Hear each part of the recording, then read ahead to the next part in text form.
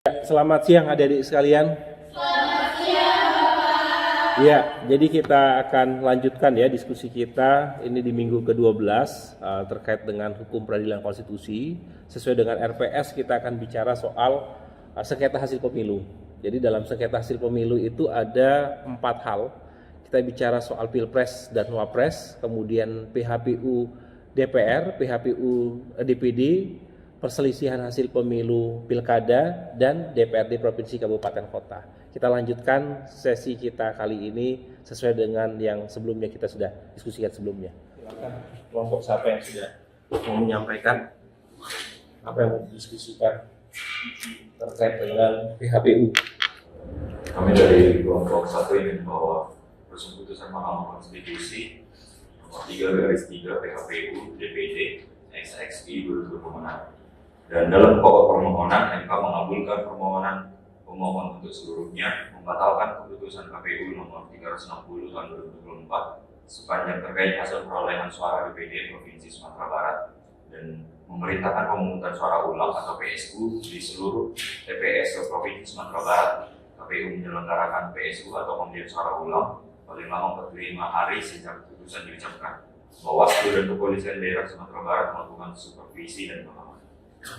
Dilihat berarti yang menjadi persoalan adalah status belum memenuhi syarat itu ya dari KPU. Ya, jadi dalam putusan MK itu disalahkan ya KPU-nya bahwa harusnya yang bersangkutan itu memenuhi syarat. Jadi sampai pemungutan suara ulang dengan waktu 45 hari.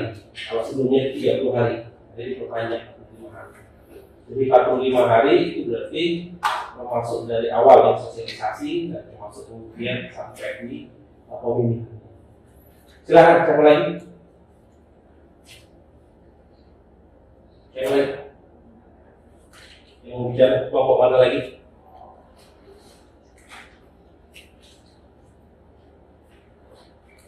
Yang terkait dengan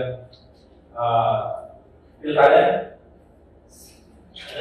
Jadi dari kami ada keputusan nomor 24 dari PHPU DPD XXI dari 2025 yang termohon yang diajukan oleh pasangan calon bupati Kota Perawang Budi Antoni Alfilvi SP SMM dan Yeni Perawati SMM, memerintahkan kepada KPU untuk melakukan supervisi dan koordinasi dengan KPU Provinsi Sumatera Selatan dan KPU Kabupaten Perawang dalam rangka pelaksanaan amanat putusan. Dan yang ke-9 menolak permohonan pemohon untuk selainnya dan seterusnya. Berapa hari itu PSU-nya? 30 atau 5 hari? 4 dan 5. Oke. Nah, jadi kalau ada yang diperhatikan dalam peradilan MK soal pilkada, ada namanya pasal 157 itu soal batasan konteks. 157 dalam pilkada, coba lihat. Gimana apa isinya? 157. Tadi kan sempat disampaikan bahwa pasal 157 itu diabaikan, tidak digunakan sebagai referensi dan putusan MK. Pasal 157 soal apa itu? Apa ya? Pasal 157 pada perubahan kedua Undang-Undang Pilkada diubah jangan menjadi ayat pasal 157 ayat 1 menyatakan perkara perselisihan hasil pemilihan diperiksa dan dihadiri oleh Badan Peradilan Khusus. Ayat 2, benar peserta pemilihan mengajukan permohonan kepada Mahkamah Konstitusi sebagaimana dimaksud pada ayat 4 paling lama 3 hari kerja terhitung sejak diumumkan penetapan perolehan suara hasil pemilihan oleh KPU provinsi atau KPU kabupaten atau kota. Oke, coba ingat lagi pasal yang terkait dengan 0,5 sampai 2% yang boleh mengajukan ke MK.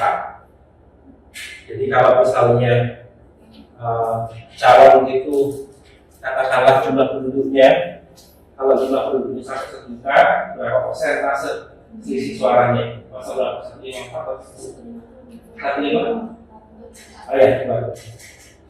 Pasal 158 ayat 1 menyatakan peserta pemilihan gubernur dan wakil gubernur dapat mengajukan permohonan pembatalan penetapan hasil penghitungan suara dengan ketentuan A. Provinsi dengan jumlah penduduk sampai dengan 2 juta jiwa, pengajuan perselisihan perolehan suara diajukan jika terdapat perbedaan paling banyak 2% dari total suara sah hasil penghitungan suara tahap akhir yang ditetapkan oleh KPU provinsi. Jadi 2 juta tadi 2% ya.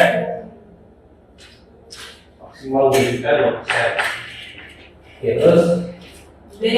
Provinsi dengan jumlah penduduk lebih dari 2 juta sampai dengan 6 juta, pengajuan perselisihan perolehan suara dilakukan jika terdapat perbedaan paling banyak sebesar 1,5% dari total suara sah hasil penghitungan suara tahap akhir yang ditetapkan oleh KPU provinsi. oke. Nah, itu ya provinsi ya. Nah, kalau kabupaten kota itu kalau yang berapa? Yang paling atas 2%. 250.000 jiwa. 250.000 maksimal ya. Nah, itu coba lihat pembaginya apa? Dari populasi penduduk atau pemilih? Iya, coba itu pembaginya apa? Sampai penduduknya 250.000 jiwa atau pemilih? Coba pastikan. Jiwa ya. Oke, sekarang coba lihat. Kita cek ya. Kalau kota Denpasar itu berapa? 670.000, berarti masuk di sini ya. Oke, 1%. Berarti kalau misalnya mau sengketa pilkada dalam pilkada Kota Denpasar, berarti paling tidak maksimal 1% selisihnya. Tidak boleh lebih. Nah, coba Kabupaten Bandung berapa jumlahnya? Berapa? Berarti masuk dalam berapa persen? 1. Iya. Nah, itu kan tadi masih di sini-nya. Pertimbangan hukum dari MK itu adalah terkait dengan itu disampingkan pasal 158, 157 itu disampingkan karena kondisinya ada ketidakcakapan ya dalam keputusan KPU yang bahwa si yang bersangkutan itu tidak punya hak untuk ikut, padahal harusnya ikut. Ada lagi kabupaten mana? Kabupaten mana lagi? Buleleng. Ini Buleleng juga ada ini. Maksudnya yang mungkin ada yang sengketa pilkada ini. Pusat. Kemarin di Pulau Bali ini ada sengketa ya. Pulau Bali sama Jogja ya kalau tidak salah ada sengketa. Nah, itu kan menunjukkan bahwa semua persoalan itu sudah selesai di masyarakat ini di masyarakat. Ada lagi? Ya, silakan. Tentang perselisihan hasil pemilihan bupati dan wakil bupati Tasikmalaya tahun 2024. Nomor 4 menyatakan batal keputusan KPU Kabupaten Tasikmalaya nomor 1575 tahun 2024, lalu menyatakan diskualifikasi terhadap pasangan calon bupati dan wakil bupati Tasikmalaya nomor urut 3. Lalu nomor 6 menyatakan pasangan calon bupati dan wakil bupati nomor urut 2 terpilih sebagai pasangan calon bupati dan wakil bupati Tasikmalaya tahun 2024 yang memperoleh suara terbanyak. Nomor 7 memerintahkan kepada KPU Kabupaten Tasikmalaya untuk melaksanakan keputusan ini. Lalu memerintahkan kepada Bawaslu Kabupaten Tasikmalaya untuk mengawasi pelaksanaan keputusan ini. Lalu nomor 9 memerintahkan kepada KPU Republik Indonesia untuk melakukan supervisi dan koordinasi dengan KPU Provinsi Jawa Barat dalam rangka pelaksanaan amar putusan ini. Iya. Jadi kalau kita lihat kasus Tasikmalaya ini, jadi itu cara penghitungan terhadap masa jabatan satu periode. Jadi satu periode itu kan 2,6 bulan, 2 tahun 6 bulan, setengahnya kan, minimal setengah dari masa jabatan 5 tahun. Iya, 5 tahun berarti 2 tahun 6 bulan ya. Nah, itu soal hitung-hitungan. Coba kalau ditelusuri lagi, itu hitung-hitungannya oleh KPU itu berbeda oleh MK. Nah, karena pada saat SK dan pada saat tanggal pelantikan itu beda bulan. Nah, yang dipakai itu adalah pada saat pelantikan. Nah, sedangkan MK katakan enggak, harusnya pakai kata SK. Akhirnya dibatalkan ini oleh turunan nomor 3.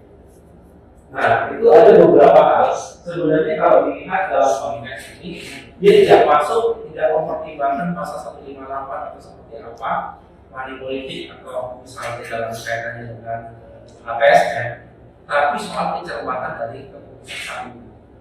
Nah, ini ada di sinilah soal yang kemudian menjadi perdebatan, akhirnya didiskualifikasi di nomor urut yang 3 tadi. Nah, beda dengan tadi Pak Lawang. Kalau Pak Lawang kan itu bukan priorisasi, tapi karena dianggap tidak memenuhi syarat mencalonkan diri. Nah, jadi karena dia sendirian waktu itu mencalonkan diri, maka akhirnya oleh MK katakan tidak boleh, harusnya si orang yang dicoret itu dia diminta untuk mencalonkan diri menjadi bupati. Akhirnya lakukan PSU tetap kembali yang adalah yang semula. Nah, itu dua kejadian kalau ada diperhatikan, itu ada beberapa keistimewaan ya dari atau kemudian hal-hal yang sifatnya berbeda dari dalam kaitannya dengan pilkada yang lainnya. Dia tidak bicara soal SM. Itu kalau misalnya ada baca lagi Barito Putra, ini Barito Utara, Barito Utara itu di diskualifikasi calonnya padahal sudah PSU. Karena apa? Dikasih uang sama-sama juga di dua TPS. Satu TPS itu kan 300 orang. Dua TPS dikasih uang ada 16 juta, ada yang kemudian hampir 50 juta. Tapi tidak dikasih cash. Tapi nanti ketika sudah terpilih nanti dari 16 juta itu sisanya dikasih. Ada yang dikasih kemudian langsung 30 juta. Langsung habis dulu. Padahal sudah PSU. Sudah habis-habisan. Akhirnya Mahkamah Konstitusi sampai pada putusannya udah pulang saja dari orang baru. Nah, itu di 2 kali ditangkap. Ada lagi yang mau menyampaikan, silakan. Ini kita selalu berdiskusi dan kita harus sambil memahami ya logika dan posisi dari putusan. Coba ada lagi sebelah kanan. Juga ia menyampaikan putusan MK terkait PHP-nya. Yang mana di sini putusan nomor 54 dari PHP-PUT strip 15 dari 2017. Yang mana di sini pada pihak yang pertama ada data Stabili SSNSI sebagai pemohon 1 dan yang Robert Kobogoyau STH MDI sebagai pemohon 2. Yang mana pemohon 1 dan pemohon 2 di sini merupakan pasangan calon bupati dan wakil bupati dalam pemilihan bupati dan wakil bupati Kabupaten Intan Jaya tahun 2017 nomor 3. Di sini selanjutnya menetapkan perolehan suara masing-masing pasangan calon berdasarkan formulir model C1 strip KWK yang telah dihitung ulang oleh Mahkamah. Menetapkan hasil akhir perolehan suara dari masing-masing pasangan calon setelah dilakukan penggabungan dalam pemungutan suara pemilihan bupati dan wakil bupati Kabupaten Intan Jaya tahun 2017 dan memerintahkan termohon untuk melaksanakan putusan ini. Sekian Bapak. Iya, Kabupaten Intan Jaya ya. Jadi kalau kita lihat itu soal PSU karena soal ada kecurangan ya, sehingga kemudian 7 TPS itu di PSU. Jadi pemungutan suara ulang itu bisa seluruhnya, bisa juga hanya TPS tertentu. Kalau misalnya kecurangannya itu TPS-nya tertentu, maka di TPS itu. Atau misalnya dari 300 kartu ya, 300 surat, jumlah penduduknya itu ada 250, tapi kok 300 surat itu sudah terpakai semua. Nah, sudah mungkin itu sudah mungkin. Satu suara saja yang lebih nanti sudah dinyatakan. Sudah harus ulang. Misalnya 250 orang yang harusnya memungut suara di situ. Ternyata lebih kartunya dari kertas suaranya dari 252. Nah, sudah masuk ulang. Itu tidak bisa kita misalnya katakan ya sudah 2 orang aja kita kurangi antara yang di A atau B atau tidak itu masuk. Kalau sudah ada ketidaksesuaian masuk ulang. Nah, itu di Kabupaten Intan Jaya. Jadi kalau dari perhatikan logika yang disampaikan tadi kan logika juga soal bagaimana sih mereka masih tidak bersensi karena calon yang kalah kemudian bagaimana masuk dalam kira-kira 2% ya 250.000 maksimal sehingga suaranya itu 2% selisihnya itu bisa menjadi hal yang harus dipertimbangkan. Nah ini dalam kaitannya dengan beberapa kabupaten di Tasikmalaya, Karawang, dan juga Indrajaya. Sudah sih. Lalu menyatakan hasil perolehan suara calon anggota DPR Papua Pegunungan Provinsi di Distrik Pasir Timbo, Distrik Pohuka, dan Distrik Maima, Daerah Pemilihan Papua Pegunungan 1 harus dilakukan pemungutan suara ulang atau PSU. 3. Membatalkan keputusan Komisi Pemilihan Umum Nomor 3/2020 tahun 2024 tentang penetapan hasil pemilihan umum presiden, wakil presiden, anggota Dewan Perwakilan Rakyat yang perwakilan daerah, Dewan Perwakilan Rakyat daerah provinsi, dan Dewan Perwakilan daerah kabupaten dan kota secara nasional dalam pemilihan umum tahun 2024 bertanggal 20 Maret. Jadi kalau ada diperhatikan terkait dengan DPR ini ya, PHBU DPR itu yang pastinya peserta pemilu adalah partai politik. Jadi yang bisa juga itu adalah parpolnya atau orang yang terlibat untuk calon dan mendapatkan persetujuan dari ketum dan sekjen. Nah itu ininya. Kenapa peserta pemilu DPRD adalah partai politik itu diatur di Undang-Undang Dasar Pasal 22 ayat berapa? Coba lihat itu. Ayat berapa? Ayat 3. Serta pemilihan umum dan peserta pemilihan umum dan pemilihan anggota Dewan Perwakilan Rakyat dan Dewan Anggota Perwakilan Rakyat Daerah dan partai politik. Ya, adalah partai. Nah kalau ayat 4, peserta pemilu DPD adalah seseorang. Dia tidak perlu ada partai politik di situ. Pokoknya dia mencalonkan diri dan kemudian dia kalah, merasa dirugikan, dia sudah. Nah sama seperti pilkada atau pilpres, calon yang kalah itu bisa menggugat, tidak terima, itu dia punya kejelasan. Nah jadi dalam kaitannya dengan kejelasan ini sangat ditentukan oleh siapa yang bisa menggugat. Nah, makanya kalau misalnya DPR tadi itu yang agak rawan itu biasanya satu partai. Sama satu partai itu jangan dikira satu partai itu baik-baik saja. Biasanya situs-situsnya lebih keras dibandingkan partai lain. Karena kan misalnya ya dalam konteks DPR itu ada namanya dalam kaitannya dengan DPR itu ada namanya metode insentif dan potahari. Kalau misalnya potahari itu tahun 2014 ya sebelum 2019 di PP pokoknya lebih di atas di PP dia ambil pembantu pemilih masing-masing. Misalnya Kota Denpasar mau jadi anggota DPRD 1.200, saya dapat suara 1.202. Nah, saya masih dapat. Itu namanya potahari. Bilangan pembantu ini. Nah, metode yang 2019 sekarang insentif masing-masing partai. Jadi akumulasi dari masing-masing partai, akumulasi dari suara partai, akumulasi suara partai. Jadi setiap partai politik itu harus bergotong royong untuk mendapatkan jumlah yang banyak. Kalau jumlahnya semakin banyak, maka nanti akan dibagi. Ini partai misalnya urutan nomor 1, ini partai urutan nomor 2 yang nomor 3. Ya sudah, ini nanti dibagi dapat satu kursi, ini dibagi lagi dapat satu kursi, ini dapat satu kursi. Nah kalau misalnya nomor 4 itu ini sisa katakanlah ya, sisanya masih 25.000. Nah ini nomor 4 itu ya sampai 25.000, maka ini dapat lagi satu kursi. Jadi di sini dia harus gotong royong dulu, kumpulkan semuanya, baru harus ubah. Gimana kita mau minta surat rekomendasi dari ketua partai cek mereka? 2019 ada DPRD provinsi diskusi dengan saya di Jakarta. Pak ini gimana caranya? Saya tanya, Pak lawannya siapa? Dari PC atau dari DPD? Dua-duanya usah lawan. Itu yang susah.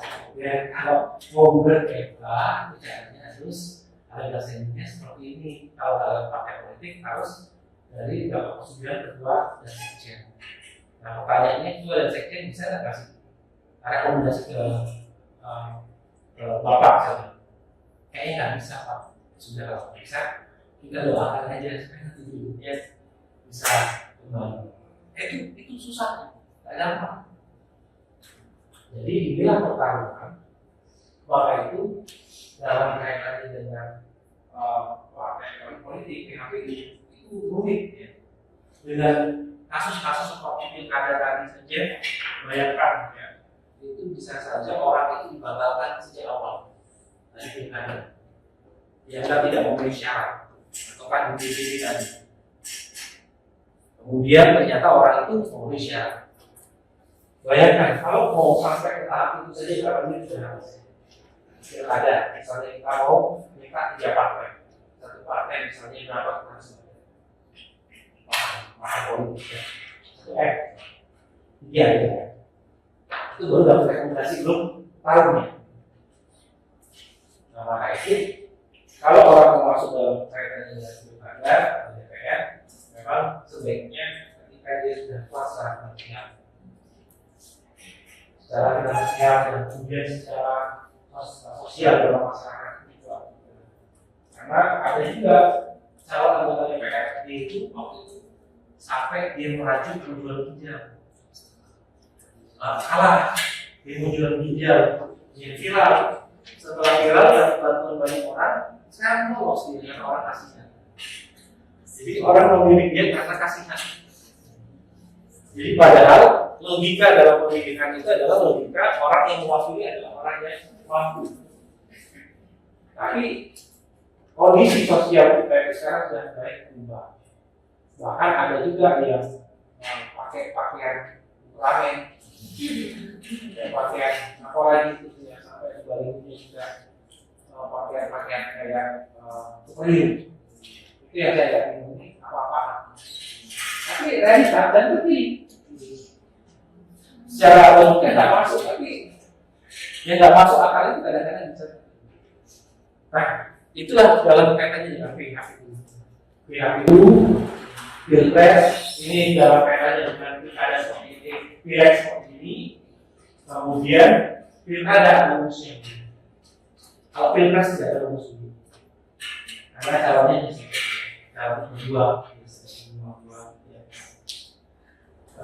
Bisa dipahami ya jadi? Ada yang bertanyakan silakan. Apa? Silakan. Ada. Aku saya sendiri Pak terkait partai politik Pak. Iya Pak. Di Kabupaten Karawang itu kemarin Pak. Kabupaten Di Kabupaten Karawang. Ada dia sekarang lagi menjabat menjadi bupati Pak. Nah, dan setelah itu dia mau mencalonkan diri lagi Pak. Bupati namanya Kuri Pak. Dia lagi menjabat sebagai bupati kemarin. Pokoknya nama terus soalnya kita membayangkan dia. lagi mencapai dia mencalonkan diri lagi Pak. Namun dia nggak dapat kursi di partainya sendiri Pak. Sementara dia ketua partai di tingkat kabupaten juga. Jadi memang dari masing-masing partai politik. Artinya tidak pasti yang ketua DPC dapat kursi, dapat rekomendasi. Itu pertarungan lagi itu internal dari partai politik. Kan banyak juga kejadian yang ketua DPC tiba-tiba kalah dalam proses rekomendasi. Yaitu negara tidak masuk dalam konteks itu, tapi itu hanya lebih pada internal dari organisasi partai. Misalnya dia yang tadi tidak terlalu bagus komunikasinya dengan ketua umum atau sekjen, atau kemudian bagaimana soal yang menjabat, kemudian akhirnya yaitu pimpinan partai politik yang memilih orang lain di koalisi. Itu urusan internal. Jadi apakah itu bisa dibawa ke MKK?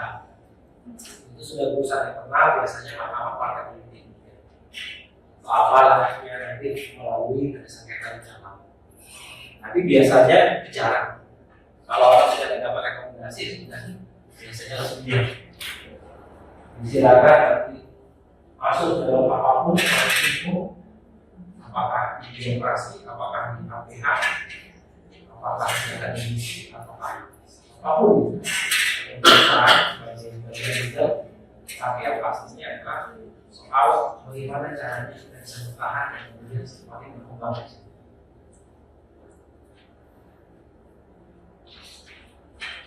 Itu 2 tahun lagi kan nggak lama ya. Nggak lagi sudah semester 5 ya. Nanti sisa 1,5 setahun.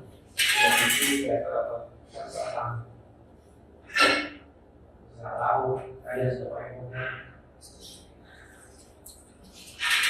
Sudah foto-foto di depan kampus sambil menatap masa depan. Itu lihat harus banyak hal yang harus didiskusikan, banyak hal yang dipelajari kemudian disembunyikan. Kalau apa yang dipelajari kemudian dipendam, itu biasanya harus terus dilatih. Karena orang hukum kan harus bicara. Silakan, ada pertanyaan? Sudah ada motivasi belum pertanyaan? Ya, ini anggota DPD tadi sudah sempat disampaikan. Kemudian 3 kali 24 jam. Kemudian, nah biasanya begini, adik-adik. Karena soal pilpres, soal DPR, DPD, pilkada itu 3 kali 24 jam. Biasanya lawyer itu baru tanda tangan kuasa itu ketika orang itu sudah kalah, sudah didampingi sejak awal. Itu kelemahan. Nah, gimana dari fakta itu banyak dalam waktu 3 kali 24 jam, dan gimana cara menyusun itu dalam waktu 3 kali 24 jam dari sini. Makanya biasanya lawyer itu, para calon itu harus sudah punya orang hukumnya yang harus mengumpulkan data-data semuanya, harus mengatur ini langkahnya kemana. Karena ada yang namanya pelanggaran administrasi itu ke Bawaslu, pelanggaran pidana juga ke situ, terhadap ke Bawaslu, sengketa hasil ke. Tapi dari hasil itu ada perbuatan-perbuatan curang itu yang mengarahkan kepada hasil yang berubah. Nah, itu ya, maka itu 3 kali 24 jam tidak bisa ketika orang itu sudah kalah baru cari lawyer. Pasti kan? Karena yang tadi saya katakan ini kalau misalnya apa? Gimana cara cari fakta segitu banyak dengan waktu yang terbatas 3 kali 24 jam? Berarti kan harus dihitung. Anggap aja hari kedua sudah itu yang kelemahan banyak orang. Makanya akhirnya sudah banyak yang menang itu biasanya di awal ini lapor kemana.